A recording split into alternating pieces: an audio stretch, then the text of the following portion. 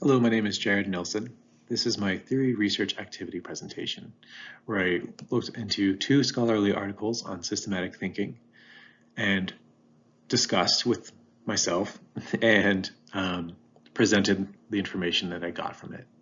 I've also included quotes, myself paraphrasing the information, and I also brought about some kind of fictional couples or family dynamics to help elaborate what I believe I learned. To describe systemic thinking, I actually want to draw a comparison to linear thinking, as there are noticeable differences in the assumptions and tactics used by both. Linear thinking is the more, generally speaking, what we used to use. It is reductionist, and it isolates problems from context. It establishes a simple cause and effect relationship, the problem being that it results in unintended consequences when you are trying to implement change. It reduces things to a loss of complexity, reducing a sum to its parts, creating simplicity, and not seeing the full system. And knowledge as fixed, problems as solutions, problems as static, and solutions as linear. So what this does is it separates the individual from quote unquote reality. And we look at them and we look at their parts and what's going on for them to say, how can we bring you more in aligned with reality? Now, systematic theory shifts the focus from the individual to interrelated networks and relationships, which is very different because it describes reality as being this intersubjective experience, all these individuals together creating and constantly creating reality around them through how they're interacting. Systematic thinking is looking at networks as interdependent interactions and increasingly as complicated. So this is our path to understanding. We want to find things in their complexity. Again, we focus on complexity to see problem origination, course, and change. And once we've found these problems, we should know that our knowledge is fluid. These problems are changing and part of reoccurring cycles. So just to draw a summation of this slide, you have linear thinking, which plants a flag in the ground and says, here's the problem. And systemic thinking, which may plant a flag in that area and say, okay, we found a problem, let's look at all the interrelated networks that apply here. And then let's find other places of reference to understand how those are connected, and creating a further and further complicated environment. Overall, this allows us to have a broader understanding because we're constantly searching. And this constant searching also allows us to change our perception and also to understand what is influencing each other. So speaking about kind of the big points that I got from these two scholarly articles. So systems thinking. As I spoke to in the previous slide, systems thinking is an approach to therapy that seeks knowledge and understanding through the way people interact with each other, through their own roles, and the social context that they're in. So one thing to emphasize here, it's a seek knowledge and understanding. That understands that knowledge is fluid and that we're always going to be in a perspective to further understand things.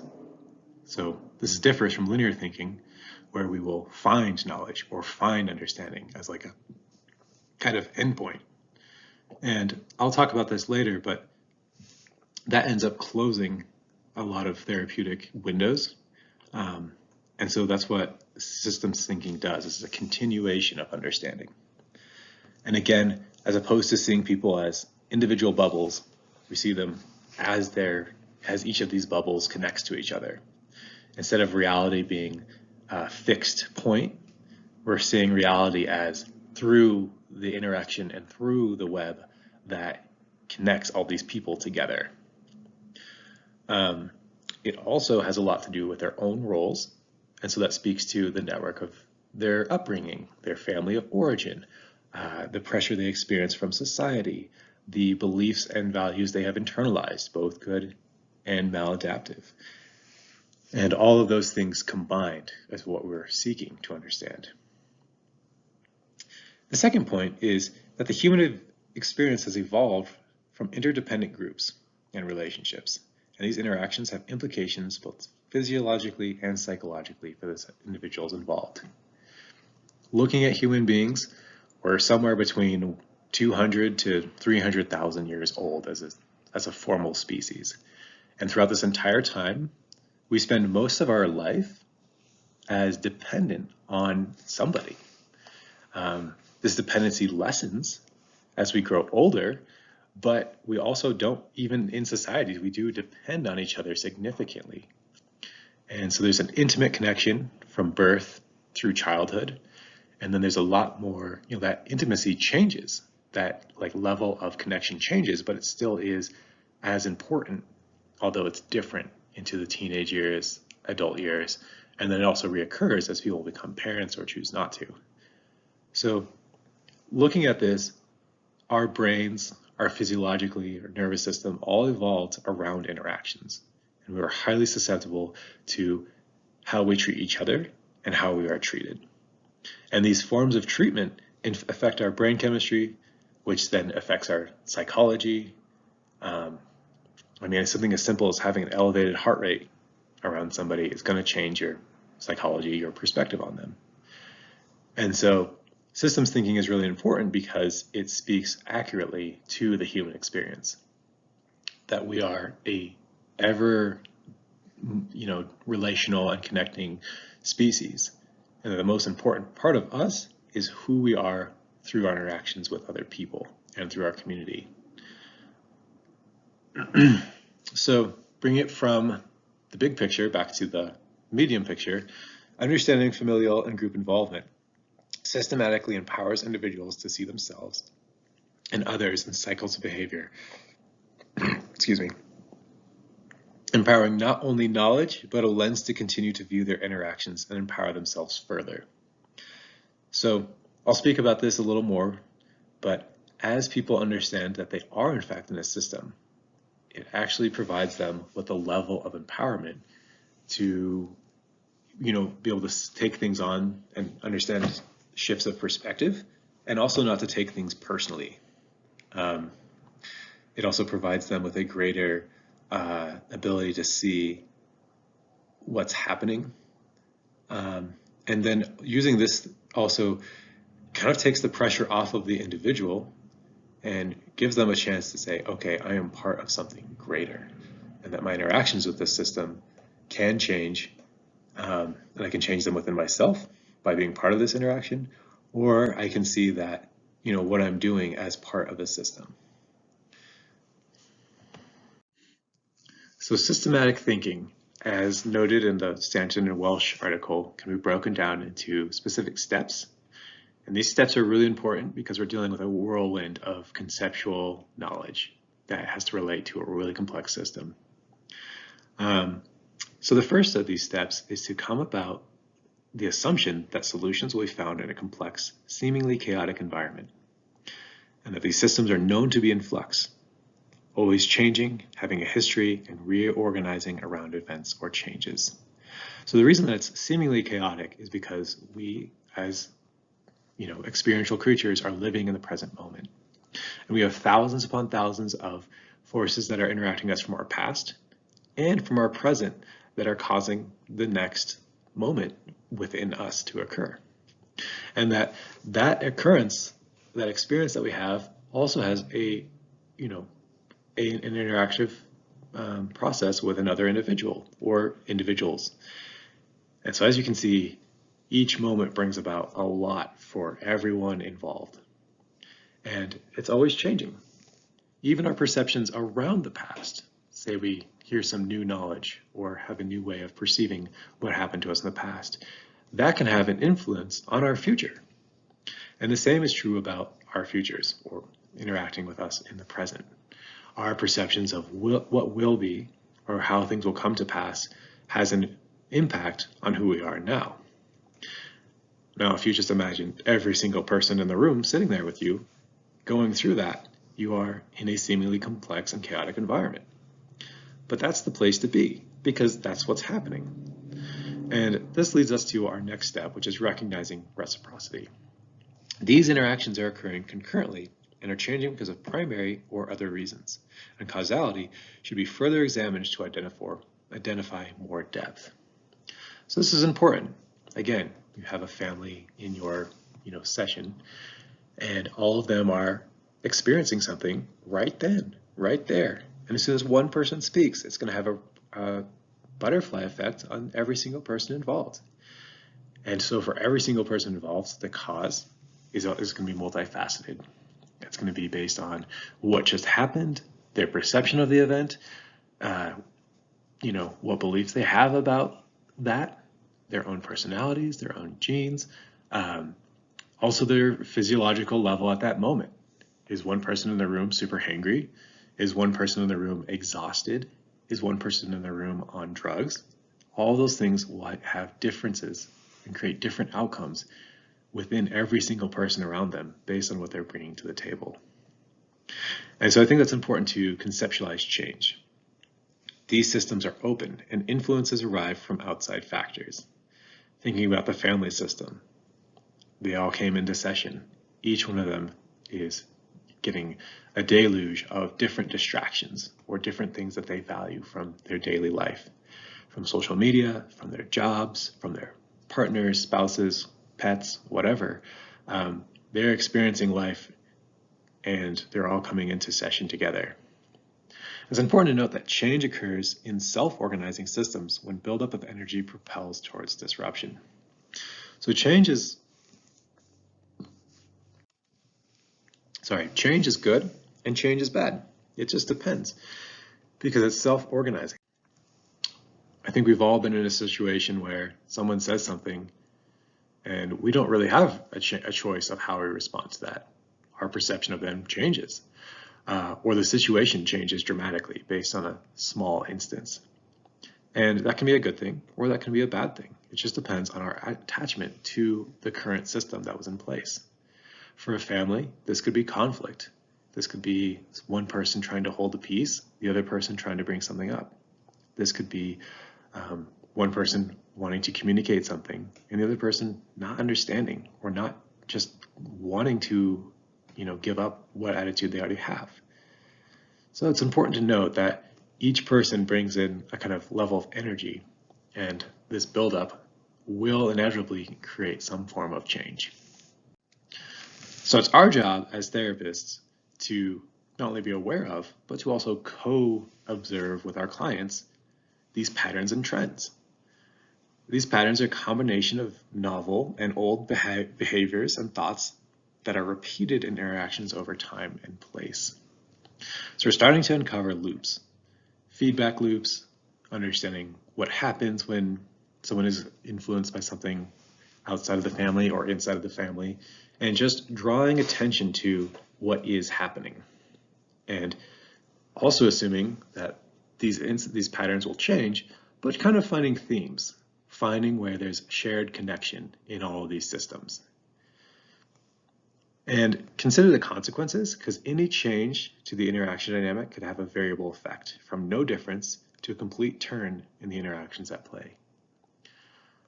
I think that, say there's an elephant in the room, the therapist is like, all right, I'm going to point out the elephant in the room. Boom, nothing happens. Okay, well, why? It could be that they're not considering that the elephant in the room, no one's ready to talk about. And that's the whole reason why there's all these conflicts or dysfunctions, is because they're avoiding the elephant in the room. So maybe that wasn't the right move in that moment. Conversely, it could be ignoring the elephant in the room. And while no one is talking about this, everyone is getting more and more escalated into the point where the system is just exhausted with energy and everyone is not able to even participate in a family interaction because somebody needs to just speak to the thing that is most important, but there's all these other things in the way. So follow-up, steps in systematic thinking, part 2. It's our duty as therapists to create a space for our clients to contemplate these connections. This is a step to soften and pay attention to just the greater connections that are occurring. Once we've established that there's interactions at place and that people are influenced by factors outside of the family, we can see that there's thousands upon thousands of networks that are all concurrently occurring. So we're continuing to assess interdependent relationships and assuming and investigating multiple interacting networks. I like to think of this in the form of intergenerational trauma. When someone is abused, it's a deeply personal and violating event. But generally, the person who was the abuser was themselves also abused. And kind of like this psychological virus that affects people from generation to generation, it's in that moment where you're stuck, thinking, or in this moment where you're traumatized, that you're not able to see that this is sadly just a greater problem. And seeing things on a greater, historical scale also empowers people to say, no, I don't want to be part of that. Or I see why this person did it, and that's actually a little less personal than I originally felt it as. Now, both those things can be true. It's a very personal and harmful moment, and at the same time, the person before you who abused you was simply flawed and came out of a flawed system. So in contemplating this connection, they're able to shift their perspective back and forth from a subjective to an intersubjective to more of a, objective kind of reality. And this provides empowerment because it allows people to accept ambiguity. And as people are embracing the unknown, they're continuing to question and they're continuing to find answers. And it's a lot easier to, find solutions if you're asking the right questions. And when people stop asking the right questions, or they start to replay the same narrative, that's when we see a lot of these symptoms come up. This feeling of stuckedness, this feeling of, nothing's going to change. And there's a rigidity there that is self-inflicting. So shifting perspective, like I spoke to before, people often get stuck when they are set on certain beliefs, outcomes, or stances on something. And creating flexibility on thought is helpful to move past mental resistance towards growth. So again, not trying to dissuade the individual who was abused from, just to gaslight themselves, but to allow themselves the space to feel their pain and also feel the pain of intergenerational trauma. And then giving them the chance to say, you're part of this interaction of all these networks combined. And there's so many factors that you didn't have power over, but you can, in this knowledge, you can see that you can change it. And that factors in time, that all human behavior is a dynamic. It's changing and dependent on what systems it influences and vice versa. So those are the steps. And I think time is really important because it'll show us why certain patterns or thought processes are reoccurring. And we'll also see how those moments, how they happen in a person's life could do, or why they're really important. So after looking at all those steps, we want to look at the family emotional system. This is where, as therapists and as MFT students, we're going to be focusing our energy.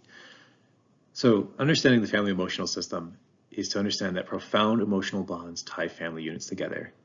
And like the tide, these connections vary depending on the stressors and malfunctioning of the family. As one person in the group falls into emotional disarray, the other members in the family do as well. So I mentioned the tide. There's kind of these moments that bring us together. There's these moments that draw us apart. And it's really has a lot to do with the interactions at play. Perhaps you have a really strong family or parental dynamic with one problematic kid. Maybe the family's really connected, but you have a caregiver who is kind of estranged or is the more or less problem of the family. And all of these people are interacting with each other depending on what's happening. And we're going to watch as this kind of organic flow of interactions and behavioral movement occur. So one particular quote I found important was, as tensions increase in a particular family, the family system responds with a set of patterns of individual and interactional behavior that appear and recede and receive stress conditions. These patterns appear to redistribute qualities of anxiety and stress within the system. So the most, from a personal standpoint, my mom was always trying to be the peacekeeper. And as tension would build up, she would step in. And what this ended up doing is it formulated an interaction where my dad was always protected, and us kids ended up feeling either disenfranchised or just emotionally like volatile because there was no way to have this message land. And sadly, the person who was taking all this emotional energy and acting as like an emotional secretary was my mom. And as an adult, I recognized looking at my teenagers, all I was trying to do was talk to him, but there was no option. And I saw how that dynamic had influenced, why it was there, based on who they are, their roles, their thoughts, and emotional capacities. I also saw how it influenced all of us kids. And I'm also witnessing how these kind of stress responses in the face of not being able to communicate, not being able to be heard, have had impacts on my siblings and my own relational patterns. And so it's interesting to note this kind of past, present, and future. As these tensions solidify, the appearance of dysfunction become present as the interaction is repeated and the family system is strained. So, yeah, looking at this without seeing the full interactions, my mom was probably thinking, how am I such a bad parent? How come everyone is always mad at each other? She's not realizing that no one was actually yelling at her. It was just my dad. She was standing in the way of us being able to communicate with this person. So when he would hide emotionally, she would show up. And she was bearing the brunt of all this anger. Again, this tension solidified. It formulated into a repeatable, clearly seen pattern. And conversely, us kids are like, why is no one listening to us? Well, it's because we're talking to the wrong person. And that repetition of kind of banging your emotional head against the wall strained the family. And, if I were to work with my own family, I'd say, hey, this is what's going on, and see what people could do within the system to change it. Now, because that system had been so formulated, it would be really interesting to see how we just communicated with our dad as candidly as we were with our mom, because who knows what effects that would have had. So again, as a therapist, really treading lightly into these waters when you want to change a system that's very much solidified. So now that we've gone over the steps to understand the concepts of systematic thinking, I want to take this down to a clinical approach. What would we do if we had a family in session? I think there's 2 general steps that you can take, and you can go between these steps as much as you need, depending on how, where the clients are at. So the first step, the foundation, is for familial introspection. Let's just imagine that we have a family, some parents, some kiddos, and what you'll want to do is to have the family or couple self-assess how they interact. You want to delve into what are the patterns, what are the conflicts, what are the people's roles in that family, what beliefs do they have, what individual values, and also separate that from some facts such as events that occurred, perhaps in conflict, or shared experiences that really make the family a family. This could be a certain vacation, this could be the house that they live in, just kind of understanding what their circumstances. You also want to have them interact with the causes, reasons, the overall whys behind their actions, depending on what patterns or conflicts or roles they bring up, and also their role fulfillment. So what this looks like is what they feel they're expected to do and how they meet those expectations, or if they simply don't or don't want to, or fulfill a different role. And I think once you kind of flush all that out, you end up with like a lot of therapeutic hay, which I'm saying as stuff to work with. And again, we want, going back to the steps, we want a lot to work with. We want to see have a lot of information and complexity to draw from so that you can continue to elaborate and understand the complexities of these individuals' experiences. And so as you see these members of the family, if they're motivated to, they'll start to understand the systems and differentiations within all the things they're talking about. So the system-based awareness actually empowers individuals to see the networks they are involved in. So again, just going back to role fulfillment, we can see how, say, a mother's belief about how kids should act will impart pressure onto how, say, the kids should act. Meanwhile, those kids will also experience that from their father or, caregiver. Additionally, they're going to experience that role fulfillment from their friends' parents, social media, and just simply the generation that they live in. I know my parents oftentimes were saying, "I'm the parent, you listen." And for me, that was not something I was down with.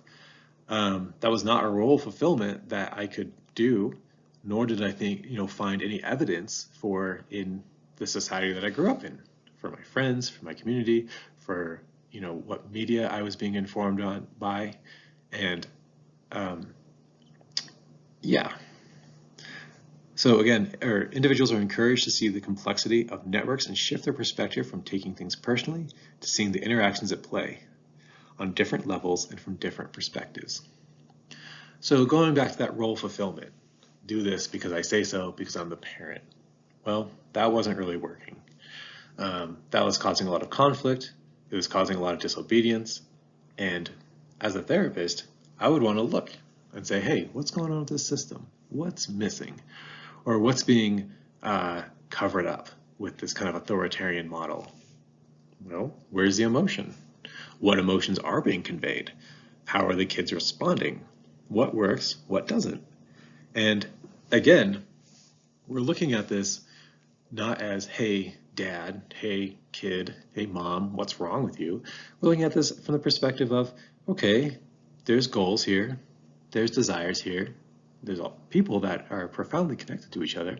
How do we get this all to work? What system is there? And what system has been working? And this allows more of a teamwork for people to say, okay, well, this is what I want, this is what I need. And for the other person to say, well, this is what I want, and this is what I need. And again, you start to create communication. You have people able to take a few steps back and soften from the conflict or the issue at hand. And they're able to say, okay, let's be more pragmatic about this. At the same time, allowing people to have their emotional responses be heard, for them being able to feel and be recognized as being very real. So it's a delicate balance. So going back between these two different approaches is creating a level of understanding. I keep wanting to say like enlightenment. It's kind of, hey, let's use it. Trying to enlighten people as to how they're interacting with each other, how that has a deeply profound response in each other. So I think for the implications for the human condition, in a family or community, some individuals are more likely to take on the tensions or stresses of that system, while others don't. This unequal divvying out of stress can cause symptoms of mental illness. It is when the individuals see their role in this process that they can make informed decisions about how to act or internalize their part in this process. So I like to think about this as zooming out. If let's say someone is experiencing discrimination.